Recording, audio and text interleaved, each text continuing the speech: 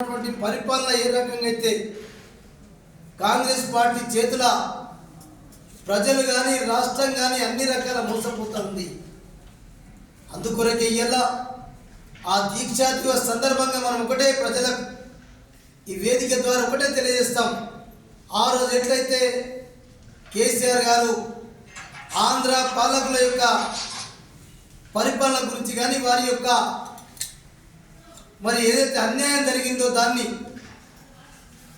మనం ఆ రోజు శంకరావం జయించి వాళ్ళందరినీ కూడా హెచ్చరిక చేసినాము. ఇయ్యాల కూడా ఈ అసమర్థత పాలన, ఈ అసమర్థత కాంగ్రెస్ పాలన అంతమొందించాలి.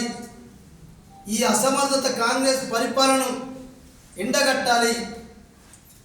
ఈ అసమర్థత కాంగ్రెస్ పార్టీ పాలనను రేవంత్ రెడ్డి గారి ప్రభుత్వం అన్ని వర్గాలను మోసం చేస్తూ ఈరోజు సంవత్సరం జరుగుతూ ఉంది. సంవత్సరం జరుగుతుందని చెప్పి విజయోత్సవాలు చేస్తూ ఉన్నారు. దేని కొరకు విజయోత్సవాలు చేస్తున్నారో మనందరికీ అర్థమైంది. అంటే మీరు 420 హామీలు ఇచ్చి మేము చెయ్యలేదని చెప్పి విజయోత్సవాలు చేస్తున్నారా?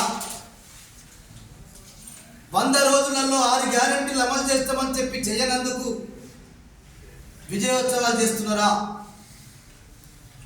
రేపు ఆ వేదిక ద్వారా రాష్ట్ర ప్రజానీకానికి 33 జిల్లాల నుంచి ఏదైతే ఆ వేదికలు ఉన్నాయో అట్టనే మన ఆదిలాబాద్ జిల్లా పార్టీ కార్యాలయంలో కూడా మన పార్టీ కార్యాలయంలో ఈ వేదిక ద్వారా రేపు మన పార్టీని, మన పార్టీ యొక్క కుటుంబ సభ్యుల్ని మనమందరం కూడా ఒక దగ్గర చర్చించుకునేటటువంటి అవకాశం ఉంటుంది.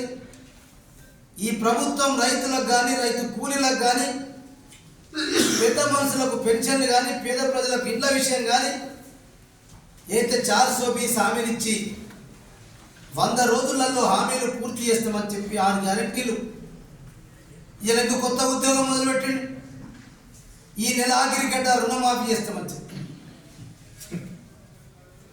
నువ్వు 20 లక్షల మందికి రుణమాఫీ చేసేది ఉంది బిడ్డ. మిగిలింది 20 లక్షలు నువ్వేమన్నా చెప్పినావు.